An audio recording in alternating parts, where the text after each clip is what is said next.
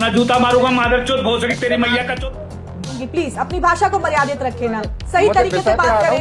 मैं इनके बाप का तुम्हारी माँ का चोद होते। अरे महंत राजू दास जी, महंत राजू दास जी, चंदा चोरो, अयोध्या छोड़ो, चंदा चोरो, अयोध्या छोड़ो, चंदा चोरो, अयोध्या छोड़ो, चंदा चोरो, अयोध्या छोड़ो।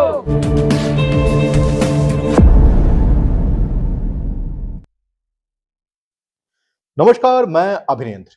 रामचरितमानस में एक बेहद खूबसूरत चौपाई है।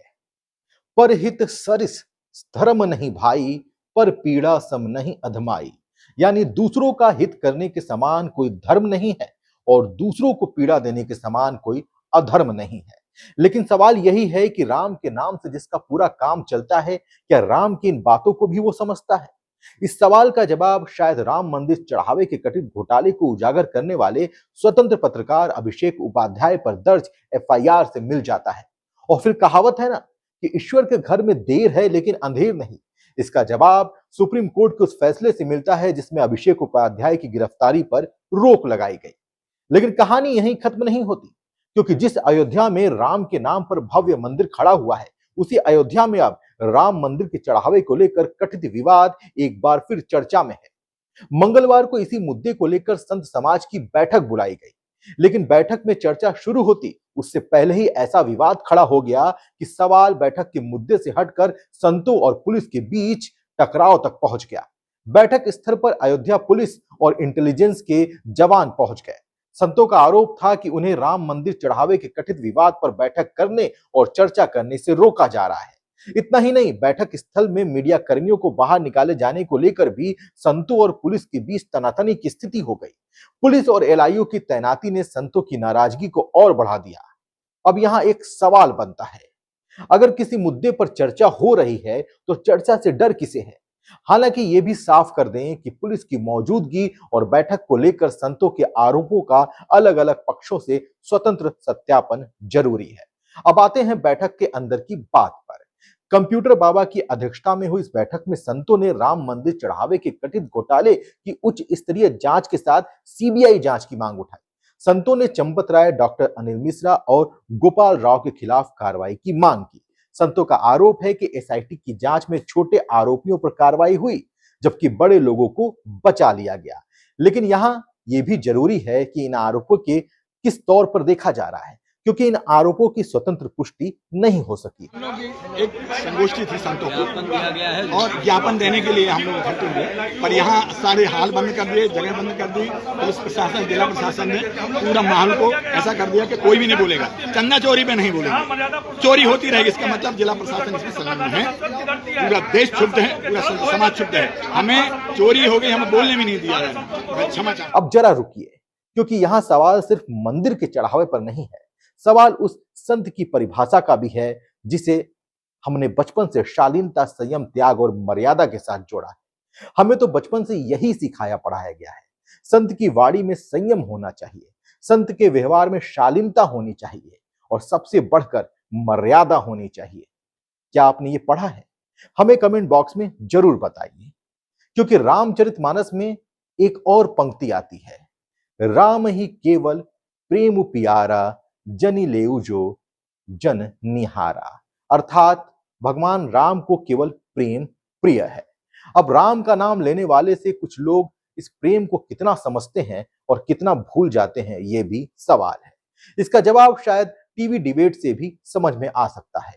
अयोध्या में हनुमानगढ़ी के महंत है राजू दास और कांग्रेस प्रवक्ता कुंवर सिंह के बीच विवाद हो गया। सोमवार को एक चैनल के लाइव डिबेट में बैठे थे, जहां ये विवाद हुआ। मामला इतना बड़ा कि राजू दास पर कांग्रेस प्रवक्ता को गाली देने और धमकी देने का आरोप लगा। रिपोर्ट के मुताबिक उन्होंने जूते से मारूंगा जैसी भाषा का इस्तेमाल किया। यह सुनकर कार्यक्रम में मौजूद दोनों महिला एंकर भी भौचक रह गए। हालात ऐसे बने कि कार्यक्रम को बीच में ही खत्म करना पड़ा। ठीक है, इस हमारे साथ कुंवर सिंह निषाद भी जुड़े हुए हैं, कांग्रेस के प्रवक्ता हैं। कुंवर सिंह जी, बताएं क्या औचित्य था इस बात का, जिस तरीके से महंत राजू दास कह रहे हैं कि आप दर्शन करके आए, तीर्थ स्थान से आए और उसके बाद आपने मछली और भात, आप कुछ और भी तो बनवा सकते थे और खा सकते थे। देखिए, वास्तव में जो कार्यक्रम था वो निषाद समाज का कार्यक्रम था, जहाँ पर आदरणीय राजेंद्र पाल गौतम जी और अजय राय गए। इस देश में घूस खाना अपराध नहीं है, इस देश में भ्रष्टाचार करना अपराध नहीं है, भारतीय जनता पार्टी में गुंडागर्दी करना अपराध नहीं है, गाय के नाम पे हत्या करना अपराध नहीं है, लेकिन मछली खाना इनकी नजर में अपराध है, जो कि संविधान के किसी भी अनुच्छेद में इसका वर्णन नहीं है कि आप सावन के माह में मछली नहीं खा सकते हो। एक बिंदु है, लेकिन दूसरा पहलू इसका ये है, 100 चूहे खा के बिल्ली हज को चली। भारतीय जनता पार्टी के राष्ट्रीय अध्यक्ष 4 दिन पहले नॉनवेज खा रहे थे, सावन का माह है, लेकिन राजू दास के मुंह में दही जम गया। राजू दास नहीं बोले, किसी के मुंह से आवाज नहीं निकलती है। मीडिया का कोई भी व्यक्ति नहीं आता है कि जिस पर अरे वो अयोध्या नहीं आया था ना भैया, ये अयोध्या में कार्यक्रम करना जरूरी था क्या? राजू दास एक मिनट, अरे संविधान इतना जूता मारूंगा मादरचोद भोसड़ी तेरी मैया का चोद। आप दोनों से, मैं आप दोनों से रिक्वेस्ट करूंगी सर, आप दोनों से बोलूंगी, प्लीज अपनी भाषा को मर्यादित रखे ना, सही तरीके से बात करें। नहीं, इनके बाप का, तुम्हारी माँ का चोद होते। अरे महंत राजू दास जी, आप नेशनल चैनल पर बैठे हुए, डिबेट पे बैठे हुए, एक कार्यक्रम में बैठे, इस तरीके की भाषा शोभा नहीं देती आपको। आप महंत हैं, इस तरीके की भाषा का इस्तेमाल ना करें। धन्यवाद आप दोनों का, बहुत बहुत धन्यवाद, बहुत बहुत धन्यवाद आप दोनों का। अब बहस किस मुद्दे पर थी? जी हाँ, यह भी समझना जरूरी है। मछली भोज पर बहस थी, यानी जिस बहस पे तर्क होना चाहिए था, सवाल जवाब होना चाहिए था, विचारों का आदान प्रदान होना चाहिए था, वह बहस व्यक्तिगत आरोपों और कथित अभद्र भाषा तक पहुंच गई। कांग्रेस पार्टी ने इसे लोकतांत्रिक संवाद और सार्वजनिक जीवन की मर्यादा का अपमान बताया। इसके बाद मंगलवार को कांग्रेस ने निर्णय लिया कि अब कांग्रेस का कोई भी प्रवक्ता उस डिबेट में शामिल नहीं होगा जिसमें राजू दास मौजूद होंगे। यूपी कांग्रेस के मीडिया विभाग के चेयरमैन डॉक्टर सीपी राय ने कहा है कि राजनीतिक बहस में तर्क खत्म होने पर गाली गलौज को हथियार बनाना लोकतांत्रिक व्यवस्था के लिए गंभीर चिंता का विषय है। उन्होंने कहा कि किसी की मां को गाली देना, व्यक्तिगत टिप्पणी करना और धमकी भरी भाषा का इस्तेमाल करना ना संतत्व की पहचान है, ना सनातन संस्कार और ना ही लोकतांत्रिक आचरण। अब सवाल किसी एक व्यक्ति का नहीं है, सवाल यह है कि राम के नाम पर खड़े समाज में राम की मर्यादा कितनी बची है। राम सिर्फ एक नाम नहीं है, राम का अर्थ मर्यादा भी है, राम का अर्थ त्याग भी है, राम का अर्थ प्रेम भी है, राम का अर्थ वचन भी है, राम का अर्थ दूसरों के प्रति सम्मान भी है। और अगर राम के नाम पर ही किसी के प्रति घृणा, अपमान या हिंसा की भाषा का इस्तेमाल होने लगे तो फिर हमें शायद एक बार फिर राम को पढ़ने की जरूरत है।